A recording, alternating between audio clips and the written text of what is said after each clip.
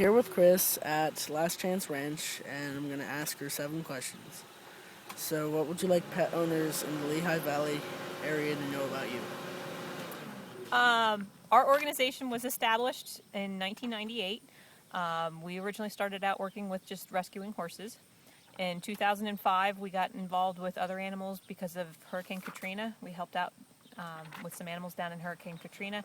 When we went down there, all the horses were taken care of, so we got more involved working with dogs and cats and things like that. We actually got a kennel license after that, and we're building a new kennel. And we place about 800 to 1,000 dogs a year that we pull out of kill shelters in this area. We actually bring them out so they don't have to be euthanized for space. The biggest take-home point, I think, as far as dogs go, and even horses, is training. People need to know that they have to spend time training and working with these animals so they can stay in their homes. Okay. My second question is, are there other organizations in the Lehigh Valley that provide the same services as you? There are a lot of other rescues out here, not just in the Lehigh Valley, but in Pennsylvania. And every rescue has their own mission and what they're looking to do. It's based on, the board's idea of how things should be done and how animals should be treated. So I think that most of them are similar. We all have a common goal, which is to save as many animals as we can. We do like to work together with a lot of other rescue organizations and animal shelters to save as many animal lives as we can. Okay. Is there anything unique about your organization? I think probably as far as being unique, we have 35 acres here altogether. We're kind of a lot horse oriented as far as that goes. We have a space for the horses. We can always use more space. I think as far as being unique from anybody else, I mean, we always try and work with our adopters. We always take our animals back. If it doesn't work out for any reason, we do ask that they come back through us, so we kind of keep track of our animals so that they don't wind up in bad situations. Okay. How are you funded? Most of our funding comes from public donations. We might get 1 or 2 grants a year, but our basic funding is through public donation and our adoption fees, and that's what helps keep the organization running. Well, that answers my next question. Do you take donations? Yes. What kind of donations do you accept and or need? Biggest thing that we need on a regular basis is money. People don't realize how much it costs to run an organization like this. I mean, right down to paying for electricity and office supplies. We always have to buy paper. There's charts that go home with the dogs when they get adopted and all the animals. So, there's always office supplies and things like that. Time for people to be here. Most of us are volunteer. Ideally, we would actually like to hire people full-time so we can function on a more regular basis and adopt out more animals. So monetary donations are always needed on a regular basis. Again, we can always use office supplies, medications, things like that if anybody has medications. We also always need hay. Hay is a big thing that we always need for the horses. But money is the big factor. Do you have a policy to deal with pet owners who have an inability to pay for services? We've helped out some pet owners in the past as far as inability to pay for certain services. We do supply food to some pet owners. Again, that's something that we would need volunteers or somebody, a paid person to handle, but we are always looking into creating new programs like food bank services and things like that for people. Yeah, our goal is to try and keep animals in their home. We've offered training services to people. Biggest things we find with dogs are they need some training and guidance, and we try and work with owners and people that want to surrender their animals if we can, if at all possible. We try to provide at least food. We have a rabies clinic once a year which provides low-cost vaccine services and also heartworm testing for the dogs. So those are some things that we have out there to help the community, especially in this economic time. Well, that's it for my questions. Can I take a tour? Or? Sure, I can show you around quickly. All right. So how did you find out about us? Well, my vet, who's over by Dorney Park, she said, well, I know of this one place called Last Chance Ranch, and they're really good with horses and animals like that. And then I did some online research, and you guys just kind of popped up a whole bunch of times. Okay. So that's kind of how I found you. Okay. Well, I've been here for 10 years now. So, And we're always going through changes, more changes for the good. And all the time that I've been here, we're expanding. Go back to needing money, we're always fixing fences and things like that. Okay. It can be destructive when it comes to fencing. I think that we probably get at least 1 or 2 phone calls a day from people to take horses. The economy has really been an issue as far as horse care because they cost so much more to take care of. One thing about our program, which is unique for the horse aspect, is we do retain ownership of our horses. They can never be sold or bred. And they always come back to us if people cannot afford to have them. so you guys do adoption of horses? Yes, we do adopt the horses out. We hope to get them into homes that they'll keep them for their lifetime. But if for some reason they can't keep them, they do come back through us. We go out to New Holland a couple times a year and buy horses that are bound for slaughter. And, we want to make sure that any horse that comes through our program never has to worry about going to an auction or having to go for kill. People do eat horses in other countries, so there is a market for that. Well, my friend's actually looking for a new horse because her horse died off. Her horse just died. She's like, I really need a new horse. What does she do? Does She rides them and she do just loves 'em. competition or just Nah, trail just riding kind riding. of thing? We have quite a few. She should I should tell her to come out here. yeah, tell her to give us a call or send an email. Judy will get in contact with her. We have quite a few nice trail horses right now. Some of them have wound up coming back because of the economy. Mhm. But we always, our obligation is to the horses that are already in our program, and we always take them back no matter what. So, Okay.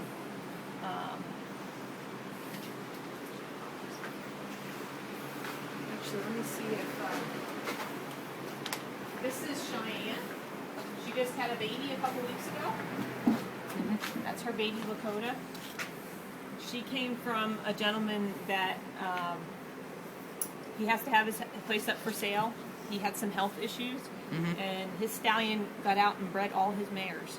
So we actually brought 8 horses in from him because he couldn't afford to feed them anymore, and they were really underweight. We didn't have much choice but to take them, and we've gotten 4 foals so far out of his horses within the last 3 months. There's actually 3 right across the street if you go across the street. That was born a couple of months ago. So, always geld your stallions. But this is our barn. We've got 9 stalls. Pretty much most of our horses we keep in run-in situations. Okay. It's actually better for them to have turnout all the time. So unless they've got medical issues or need, or if they're in a training program, then we bring them into the barn. Otherwise, they're out in pastures with run-in sheds, so they can be out all the time and be horses. That's cool. We also have a program with Great Effort Prison. We have 80 acres of pasture there that's fenced in with a big run-in shed, which we can house up to 25 horses in. Right now we've got 15 horses down there in the program. The prisoners down there check on the horses twice a day, and they provide hay and grain to them in the wintertime. We do have automatic waterers down there, so they keep an eye on our horses for us. Huh. That's really cool. Yep.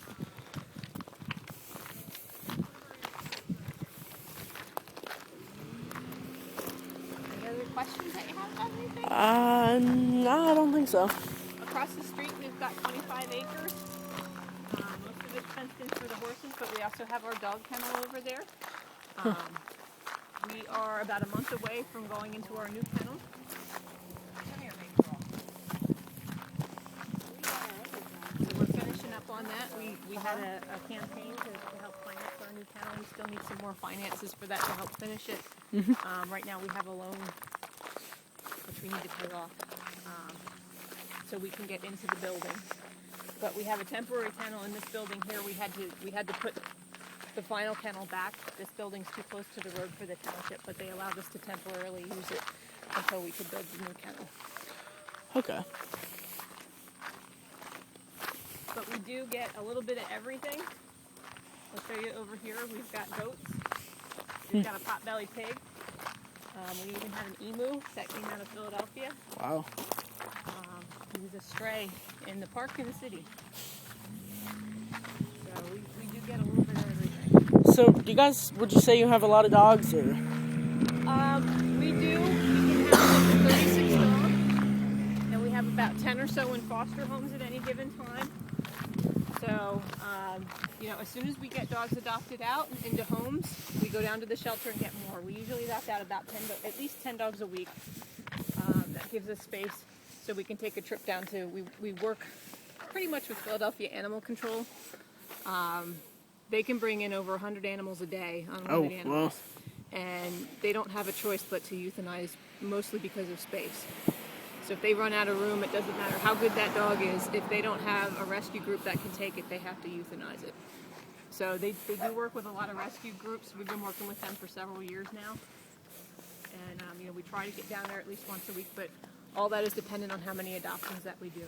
So make sure you tell everybody that they adopt their pets.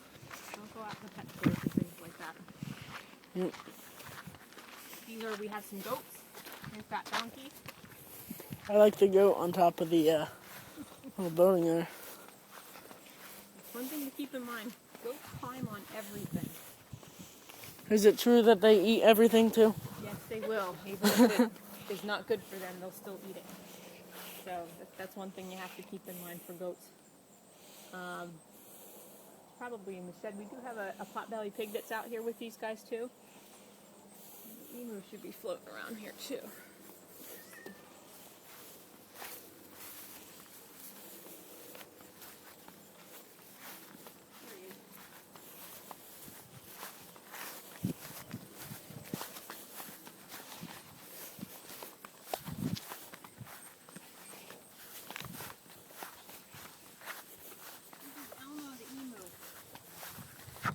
Hi, Elmo.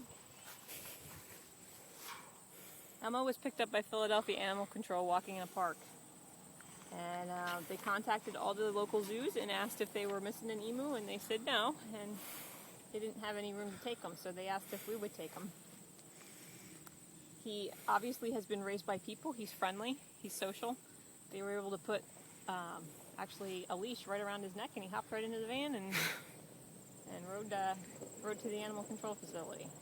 So he was somebody's pet at some point. It's crazy. They left him go in the city. What's up, Sissy? We do adopt out some cats. We've got limited space on cats, unfortunately. Hopefully, eventually, someday, we'd like to be able to do more cats. We've only got 4 foster homes right now that work with cats. So you guys have a really big property here. Yes. We can always, with horses, you can never have too much land. So, you know, all the donations and things that we get in as we expand and get more projects going. I mean, eventually we'd like to get more land and have an indoor arena, and all that takes money. Yep. Ideally, that would be the best situation. The more that we can get trainers in here and working with the horses, the easier they are to adopt. Should call my aunt, have her come down. We do have new volunteer orientation the first Saturday of every month. If you don't want to volunteer, you can always just take the tour.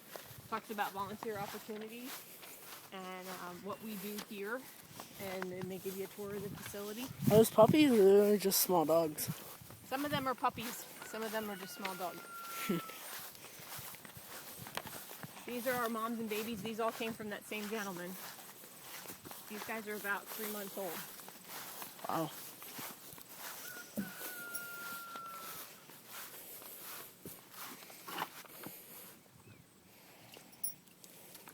These 2 were born here. The one that's over there, she was born about a week before they came in. They had already been born when she came in.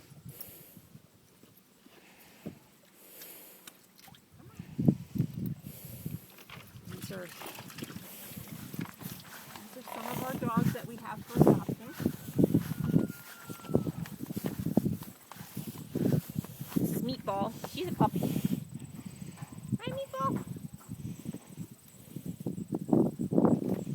Hi, sweetie. What's up?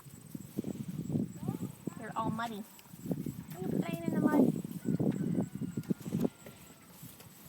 She's still a puppy yet. He was doing the craziest bark. He was like, oh, well, I thought he was gonna have to do a Heimlich on him. And then he stopped. That's This Rex. is the one I love. This Marcus. Yeah, isn't Of course, he I neat love looking? all three in this cage. Don't you? Ha, don't you? Don't you? Don't you? Yes, you're a good dog. You sit like a good dog. You sit. That's Macy. Macy had Demodex mange. Her face was all swollen. She's healing up from that. Oh, she's a sweetheart. She's a sweetheart. Look at this. Rex wants you to take him home. Hi, Rex. Take me home. Yep, yep, yep, yep, yep. Yep, yep, yep. Say, little man. Yep, yep. So we'll have, we have a couple more weeks to go, but there's going to be play yards out here and outside kennels. So the dogs can go in and out during the day. We do keep them in at night, but when people are here, most of our people are volunteers. We have about 80 volunteers that come through here during the week to help take care of the animals. So we can always use volunteers if you know anybody that wants to volunteer. Again, the orientation's the first Saturday of every month at 10 o'clock in the morning. All right. And they get you set up for training sessions if you want to work with the dogs or the horses. So they go over all that. And we can also use volunteers too. You still have to go through our training and everything, but we have pet adoption days that we like to go to. There's also fundraising opportunities. You know, the more people that we can get involved with that, those fundraising opportunities that we have and the programs that we do help bring money in to keep all this going. So, you know, without the public and without fundraisers and things like that, we wouldn't be able to be here. So we need everyone's help for that. All right. Well, thank you very much for this tour and answering my questions. Yeah. Thanks. You're welcome.